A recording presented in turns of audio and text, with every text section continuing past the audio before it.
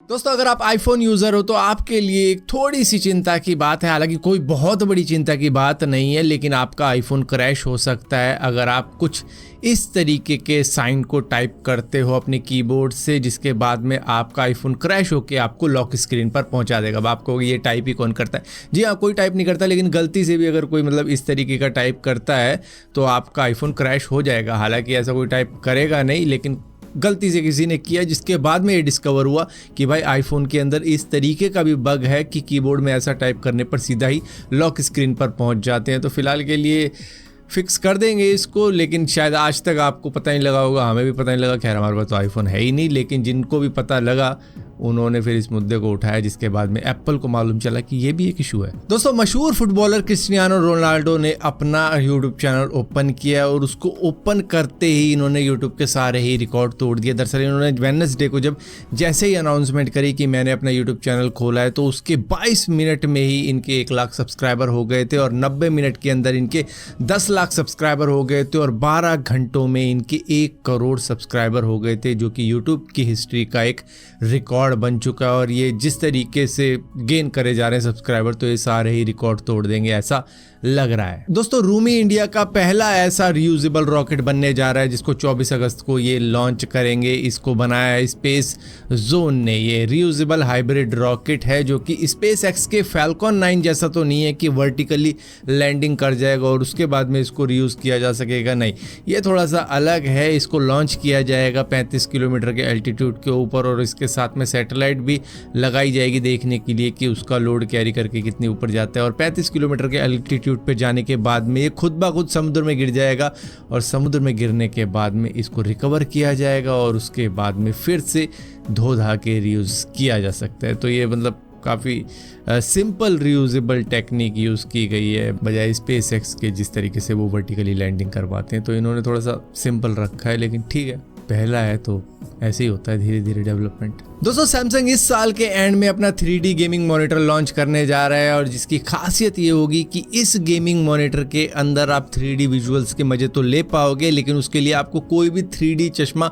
लगाने की ज़रूरत नहीं पड़ेगी। अक्सर ऐसे मॉनिटर आप देखते होंगे जिनके साथ में ग्लासेस लगाने की ज़रूरत पड़ती होगी। सिनेमा थिएटर में जाते होंगे, वहाँ भी ग्लासेस लगाने की ज़रूरत पड़ती होगी, लेकिन इसके अंदर आपको ज़रूरत नहीं पड़ेगी। ऑडेसी 3D नाम का एक मॉनिटर निकालेंगे इस साल के एंड में, जिसके अंदर आई ट्रैकिंग टेक्नोलॉजी मौजूद होगी, जो कि 2D विजुअल्स को आपकी आंखों को कुछ इस तरीके से बना के दिखाएगा कि वो आपको 3D ही लगेगी। और ये गेमिंग मॉनिटर होगा तो और भी ज़्यादा मज़े आने वाले हैं। ये दरअसल 4K OLED पैनल का यूज़ करेंगे 27 इंच में और 37 इंच में, जिसमें कि कॉस्ट इसकी 1 लाख के पार होगी, क्योंकि ये 3D मॉनिटर है। तो एक एक्सपेंसिव गेमिंग मॉनिटर रहने वाला है, जिसमें चश्मे की ज़रूरत नहीं होगी। यही इसकी एक USP है। दोस्तों, कल की वीडियो के अंदर हमने बात करी थी टेक मिलियनर माइक लिंच की, जिनकी लग्जूरियस यॉट डूब चुकी थी समुद्र के अंदर, लेकिन अब टोटल 6 की 6 बॉडी का पता लग चुका है, जिसमें से 5 रिकवर हो चुकी है और 1 रहती है, जो कि बताया ये जा रहा है कि वो 18 साल की बेटी है माइक लिंच की, जो कि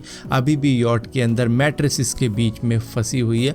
उनको निकालना बाकी है। फिलहाल के लिए जो 5 बॉडी रिकवर की गई थी, उसी में से अंदाज़ा लगाया जा रहा है कि 1 माइक लिंच की होगी और 1 उनकी वाइफ की होगी।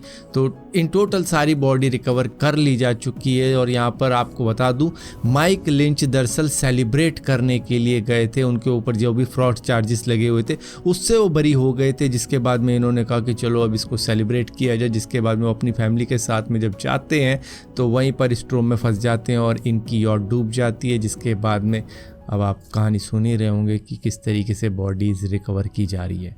दोस्तों, एप्पल के आईफोन 16 सीरीज़ का वेट तो आप सभी कर रहे होंगे। दिन पर दिन नए नए रूमर्स निकल कर आ रहे हैं और कहा यह जा रहा है कि सितंबर के अंदर ये लॉन्च हो जाएंगे, हर साल की तरह ही। लेकिन यहाँ पर ख़ास बात ये है कि इंडिया के अंदर ही इसके जो प्रो मॉडल हैं, प्रो और प्रो मैक्स वगैरह, वो भी मैन्युफैक्चर किए जाएंगे। तो ये एक अच्छी बात है। हालांकि पैसे तो उतने ही देने पड़ते, लेकिन फिर भी इस बार आईफोन 16 सीरीज़ की कीमतें कम होंगी। जैसे पिछले साल आईफोन 15 सीरीज़ की कीमतें थी, उससे थोड़ा सा कम आपको देखने को मिलेगा, क्योंकि आपको मालूम होगा कि इनके अंदर जो कंपोनेंट लगते हैं उसमें से कुछ कंपोनेंट्स की इंपोर्ट ड्यूटी कम कर दी गई है, जिसकी वजह से आपने देखा होगा थोड़ा बहुत पैसा कम किया है आईफोन के ऊपर से। जहाँ पर 300 रुपये का भारी भरकम डिस्काउंट मिला था कई सारे मॉडल्स के ऊपर, और जो प्रो थे और प्रो मैक्स थे उनके ऊपर 5 से 6 हज़ार रुपये का डिस्काउंट मिला था। तो वही सेम चीज़ यहाँ पर अप्लाई होगा होगी कि आपको आईफोन 16 सीरीज़ भी इसी तरीके से कम पैसों की देखने को मिलेगी, जहाँ पर 300-500 का तो चलो डिस्काउंट वो क्या ही देखेंगे, वो तो 999 का सीधा नंबर डालते हैं और वो कर देते हैं, तो वो तो होगा ही। लेकिन जो प्रो और प्रो मैक्स होंगे वो 5 से 6 हज़ार रुपये सस्ते होंगे। दोस्तों आई थिंक आपके साथ में कभी भी ऐसा नहीं हुआ होगा कि आपने कभी भी लेस के चिप्स लिए होंगे या फिर कोई और कुरकुरे वगैरह के चिप्स लिए होंगे और कई बार आपने नोटिस किया होगा कि यार ये 5 रुपये का लिया या मैंने 10 रुपये का लिया, इसमें थोड़े से कम निकले।